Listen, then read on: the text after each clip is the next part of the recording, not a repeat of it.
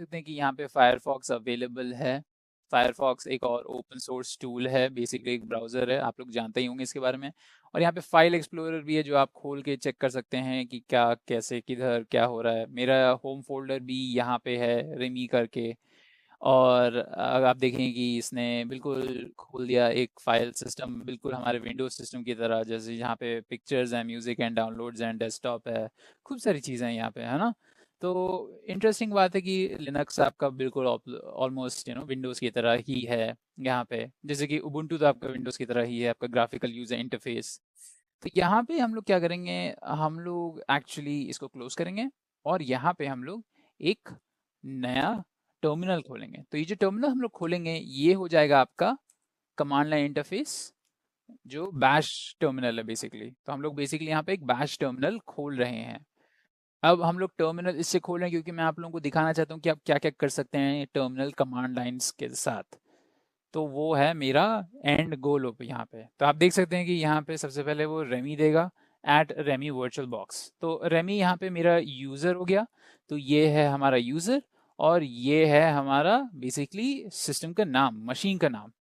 तो हम लोग क्या कर सकते हैं, सबसे पहले मैं आपको यूजर्स के बारे में बताता हूँ। तो यहाँ पे यूजर्स के स्पेसिफिक वो रहते हैं प्रिविलेजेस। जैसे कि आपका जो रूट यूजर है, रूट यूजर के पास बहुत सारे प्रिविलेजेस होते हैं। आपके नॉर्मल यूजर के पास इतने प्रिविलेजेस नहीं होंगे जितने आपके रूट यूजर के पास रहते हैं। तो यहाँ पे दोस्त लोग मैं आप लोगों को बताना चाहता हूँ कि आप एक रूट में कैसे स्विच कर सकते हैं। तो बस आपको यहाँ पे लिखना है SU। अब SU क्या है कि वो बेसिकली उसका फुल फॉर्म ये हो गया कि आप सुपर यूजर मांग रहे हैं। अगर आप एंटर करें तो वो आपसे पासवर्ड मांगेगा। अब ये पासवर्ड आपके रूट पासवर्ड होना चाहिए। तो हम लोग वो पासवर्ड एंटर करेंगे जो हम लोगों ने रेमी के लिए एंटर किया था, क्योंकि वो बेसिकली हमारा रूट पासवर्ड हो गया। तो यहाँ पे हम लोग क्या करने वाले हैं, हम लोग ये कमांड टाइपिंग करेंगे sudo su। अब sudo su जनरली वो आपको पूछेगा कि आपका पासवर्ड क्या है। जैसे कि आपने जो पासवर्ड अभी एंटर किया वो आपसे पहले पूछेगा। ये मुझसे इसलिए नहीं पूछा क्योंकि मैंने एक्चुअली टेस्ट आउट कर लिया था इसको पहले से ही, तो इसने मुझे पूछा नहीं। तो ये डायरेक्ट इसने रूट चेंज कर दिया। तो बेसिकली यहाँ पे मैं क्या कर रहा हूँ, यहाँ पे मैं पूछ रहा हूँ कि मुझे सुपर यूजर एक्सेस चाहिए और वो भी इस अकाउंट के थ्रू। तो मुझे इस अकाउंट का पासवर्ड डालना होगा, उससे मुझे रूट एक्सेस मिल जाएगी इस अकाउंट में। तो इससे एक्चुअली जो लेयर ऑफ सिक्योरिटी थी वो एक और बढ़ जाती है। तो अगेन आप देख सकते हैं कि यहाँ पे कितना ज़्यादा सिक्योर है। तो ये हो गया आपका रूट बेसिकली चेक करने के लिए। और अगर आप लोग चाहें और ये देखने के लिए कि कहाँ कहाँ पासवर्ड्स हैं, मतलब कि कौन कौन यूज़र अकाउंट्स यूज़र्स क्रिएट हुए थे, तो उसके लिए भी एक कमांड है। मतलब कि अगर आप लोग देखना चाहें कि कौन कौन से यूज़र्स हैं अकाउंट आपके उबुंटू पे, तो आप ये कमांड यूज़ कर सकते हैं, कैट etc और पासवर्ड। तो आपको दिखा देगा कि आपके कौन कौन से अकाउंट्स हैं इस उबुंटू पे। ठीक है। तो चलिए अब हम लोग थोड़े और लेस कॉम्प्लिकेटेड कमांड्स देखें, क्योंकि मैं आप लोगों को बेसिक से दिखाना चाहता हूँ। तो यहाँ पे सबसे पहले इसको फिर से रीड करते हैं। तो यहाँ पे आप देख सकते हैं रूट, इसका मतलब हम लोग रूट एक्सेस के साथ हैं और वो एट हम लोगों को रेमी वर्चुअल बॉक्स दिखा रहा है। तो ये हमारी मशीन का नाम हो गया। अब दूसरी चीज है, वो हमें /home/रेमी दिखा रहा है।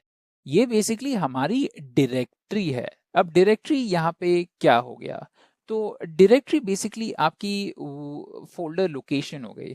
तो जब हम लोग फाइल सिस्टम की बात करते हैं, कैसे डेटा आप ऑर्गेनाइज करके स्टोर करते हैं, तो उसमें हम लोग बेसिकली फाइल सिस्टम की बात करते हैं। तो उसमें आप देख सकते हैं कि खूब सारी डायरेक्टरीज होती हैं जनरली। ये आपके विंडोज सिस्टम पे भी होता है। जैसे कि अगर आप डेस्कटॉप पे जाएं और वहां पे एक फोल्डर क्रिएट करें, तो चलिए मैं आप लोगों को दिखाता हूँ। तो देखिए हम लोगों ने यहाँ पे क्लिक किया तो यहाँ पे देखिए क्या आ रहा है कि सी ड्राइव पे यूजर्स पे और मेरे यूजर का नाम हो गया ये, और ये डेस्कटॉप पे एक फोल्डर है। तो ये एक हो गई हमारी डायरेक्टरी यहाँ पे। तो वैसे ही आपकी उबुंटू पे भी डायरेक्टरीज होती हैं। अगर आप यहाँ पे एक और फोल्डर बनाएं तो वो एक और फोल्डर बनेगा और यहाँ पे स्लैश की तरह ऐड हो जाएगा। मतलब कि वो अगर हम लोग एक और फोल्डर बनाएंगे तो वो बेसिकली ऐसा हो जाएगा, new folder inside new folder. तो ऐसे ही आपकी बनती ही जाएंगी। तो ये आपका बेसिकली ट्री बन रहा है, जिसमें आपके सी ड्राइव स्टार्टिंग वाला पॉइंट है, और बाकी के हैं वो नोड्स हो गए आपके, निकल के जाते हैं। यूजर्स के अंदर खूब सारे फोल्डर्स हैं, रेमी के अंदर खूब सारे फोल्डर्स हैं, डेस्कटॉप के अंदर खूब सारे फोल्डर्स हैं, न्यू फोल्डर के अंदर एक फोल्डर है। तो ये आपका लास्ट लीफ हो गया, पर आप ऐसे क्रिएट करते करते जा सकते हैं। तो ऐसे डायरेक्टरीज होती हैं आपके सिस्टम पे।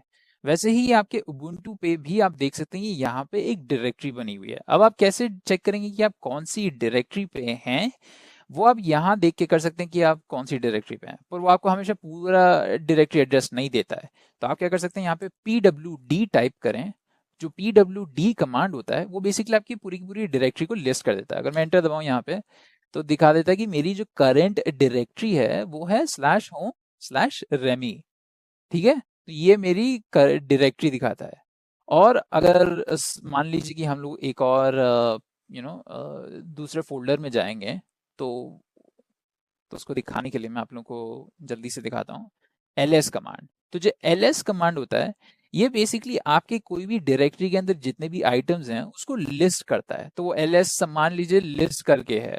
आपका जो प्रीवियस कमांड था वो था pwd, ये आपकी करेंट डायरेक्टरी लिस्ट करता है। और अगर आप देखना चाहें कि आपके डायरेक्टरी में, जैसे कि रेमी हमारा करंट डायरेक्टरी है, तो उसके अंदर कौन कौन सी फाइल्स हैं, तो उसको देखने के लिए हम लोग ls दबाएंगे या लिखेंगे और फिर एंटर दबाएंगे। तो ls लिखने पे आप देख सकते हैं कि खूब सारे यहाँ पे फोल्डर्स हैं, या फिर आप डायरेक्टरीज बोल लीजिए उनको, बेटर रहेगा। जैसे कि डेस्कटॉप एक डायरेक्टरी होगी, डॉक्यूमेंट्स एक डायरेक्टरी होगी, पीडब्ल्यू डाउनलोड यहाँ पे एक directory, music, pictures, public, templates, videos. वैसे ही है जैसे हमारे विंडोज सिस्टम पे था। जैसे कि हम लोग विंडोज सिस्टम पे बेसिकली users/remi/desktop/न्यू फोल्डर में थे। यहाँ पे हम लोग /home/remi पे हैं।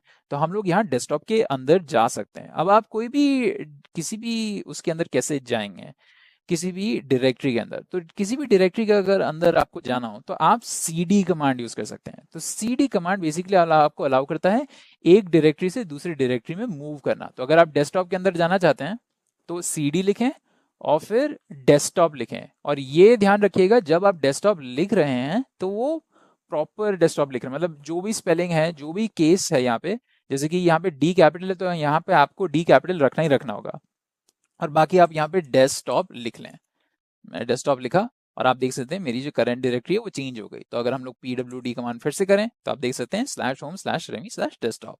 और अगर मैं देखना चाहूँ डेस्कटॉप के अंदर क्या क्या है, तो हम लोग ls दबाएंगे, तो उससे सारे आइटम्स लिस्ट हो जाएंगे इस करंट डायरेक्टरी के अंदर। तो यहाँ पे अभी कुछ है नहीं, तो इसलिए वो कुछ दिखा नहीं रहा है।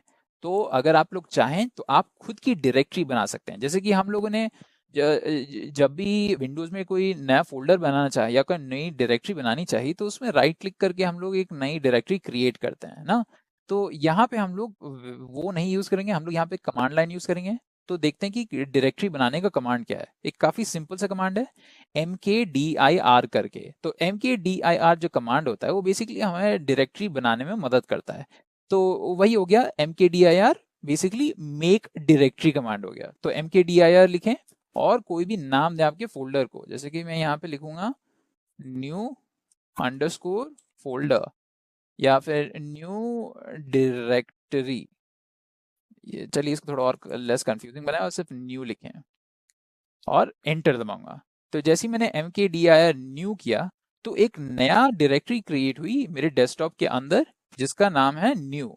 अब मैं कैसे चेक करूंगा? ls कमांड यूज करके। तो मैं ls दबाता हूँ, आप देख सकते हैं यहाँ पे एक न्यू डायरेक्टरी आ गया जिसका नाम है न्यू। मैं cd लिखूंगा और फिर new लिखूंगा, और मैं अब आप देख सकते हैं कि जो डायरेक्टरी है वो चेंज हो गई है, /home/remi/desktop से /home/remi/desktop/new। और इसके अंदर कुछ नहीं रहेगा। अगर मैं ls करके देखूं तो कुछ रहेगा नहीं। ठीक है, और आप pwd फिर से डालें और आपको पूरी की पूरी डायरेक्टरी मिल जाएगी, या फिर आप यहाँ पे चेक कर सकते हैं। ठीक है, तो ये हो गए कमांड्स। अब आप वापस कैसे जाएंगे? अगर सोच लीजिए कि आपने ये सब बना लिया है, आप वापस जाना चाहते हैं, तो वापस जाने के लिए एक आपको cd का फिर से इस्तेमाल करना पड़ेगा। पर आपको तो लग रहा है कि यहाँ पे हम लोग वापस जाएंगे कैसे? मतलब कि अगर मैं cd लिखूं और मैं रेमी पे जाना चाहूँ, /home/remi, तो कैसे जाऊंगा? तो आप एक तरीके से जा सकते हैं, आप cd डॉट डॉट लिखें। अब cd डॉट डॉट क्या करता है?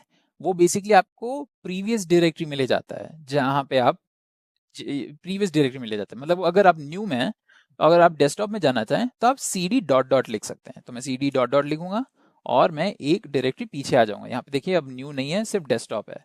अब मैं सी डी डॉट डॉट फिर से लिखूंगा। अब मेरे सी डी डॉट डॉट फिर से लिखने से अगर मैं एंटर दबाऊं तो मैं फिर से स्लैश होम स्लैश रेमी पे आ गया। और अगर हम लोग एल एस करें तो देख सकते हैं कि यहाँ पे हमारा डेस्कटॉप हो गया। अब ये जो डॉट डॉट हो गया, ये बेसिकली डिफाइन करता है आपके प्रीवियस डायरेक्टरी को। आपके हर डायरेक्टरी में डॉट डॉट रहेगा, जैसे कि रेमी के अंदर आपका डॉट डॉट रहेगा, डेस्कटॉप के अंदर डॉट डॉट रहेगा, न्यू के अंदर डॉट डॉट रहेगा। जब भी आप उन पे जाएंगे तो आप बेसिकली प्रीवियस डायरेक्टरी पे जा रहे हैं। अगर मैं रेमी से सी डी डॉट डॉट जाऊं तो मेरे को होम ले जाएगा, है ना। तो चलिए हम लोग वापस रेमी पे जाते हैं और मैं आप लोगों को एक और चीज़ दिखाता हूँ। और अगर आप कंट्रोल एल दबाएंगे तो वो बेसिकली ये ऊपर पुश कर देता है, ये जितना भी आपका कमांड्स हैं। तो कंट्रोल एल दबाया तो उसने पूरा पुश कर दिया। ओके, या फिर आप क्लियर कमांड भी दे सकते हैं, उससे वो स्क्रीन को क्लियर कर देता है। तो देख रहे हैं स्क्रॉल बार अब छोटा हो गया, बड़ा हो गया। और मैं यहाँ पे एल एस हाइफन ए करूँगा। तो एल एस बेसिकली हमारा लिस्ट कमांड था, और जो हाइफन ए है वो बताता है कि मुझे लिस्ट करना है, तो मुझे हर चीज़ लिस्ट करनी है, मुझे हिडन डायरेक्टरी भी लिस्ट करनी है। जब आप नॉर्मली एल एस करते हैं तो आपका आउटपुट ऐसा आएगा, और अगर आप एल एस हाइफन ए करेंगे तो आपके पास एक्स्ट्रा डायरेक्टरीज आएंगे, क्योंकि इसमें वो हिडन डायरेक्टरीज नहीं डालता। जैसे कि आप हिडन फोल्डर बनाते हैं विंडोज पे, वैसे आप हिडन डायरेक्टरीज भी रख सकते हैं लिनक्स पे। अगर मैं एल एस हाइफन ए करूँ तो आप देख सकते हैं कि यहाँ पे मेरी खूब सारी नई डायरेक्टरीज आ गई, जैसे कि डॉट कैशे, और मेरा dot config, dot GNU PG, dot local, dot SSH, और यहाँ पे एक डॉट और दो डॉट। तो ये जो एक डॉट है ये बेसिकली आपके रिफर करता है करंट डायरेक्टरी को, और जो आपका डबल डॉट है वो आपका रिफर करता है प्रीवियस डायरेक्टरी को। तो अगर मैं डॉट कैशे के अंदर जाना चाहूँ तो मैं लिखूंगा C D dot cache, enter, और देख सकते हैं मैं कैशे के अंदर आ गया। एलएस करता हूँ तो देख सकते हैं ये उसके कंटेंट्स हैं, ये सारे के सारे। और अगर मैं वापस बाहर जाना चाहूँ तो मैं सी डी डॉट डॉट लिखूंगा और मैं वापस आ जाऊंगा रेमी में। तो ऐसे आप आगे पीछे कर सकते हैं।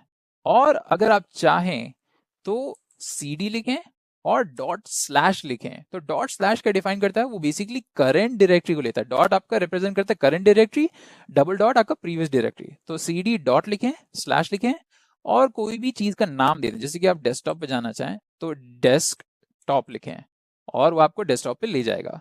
तो आप देख रहे हैं यहाँ पे आ गए हम लोग। ठीक है, तो ये यूज़फुल होता है जब आपको कोई कमांड एग्जीक्यूट करना हो या फिर कोई पर्टिकुलर डायरेक्टरी में जाना हो कहीं से। ठीक है, तो ये आपका cd कमांड हो गया। ये मैंने आपको ls कमांड के बारे में बताया, और मैंने आप लोगों को हिडन डायरेक्टरी के बारे में बताया। आप खुद ही हिडन डायरेक्टरी क्रिएट कर सकते हैं अगर चाहें तो। बस mkdir कमांड का यूज़ करें, डॉट लिखें और कोई भी नाम दे दें, जैसे कि मैंने हेलो कर दिया। तो अगर मैं ls करूँगा इसी डायरेक्टरी में तो मुझे सिर्फ न्यू आएगा, पर अगर मैं ls हाइफन ए करूँगा तो मुझे डॉट हेलो भी आएगा और ये डॉट डॉट और डॉट भी आएंगे। ओके, तो आई होप आप लोगों को जो बेसिक कमांड्स थे वो थोड़े समझ में आ गए। ये काफ़ी बेसिक कमांड्स हैं जो आपको अलाउ करते हैं आपको ट्रैवर्स करने के लिए।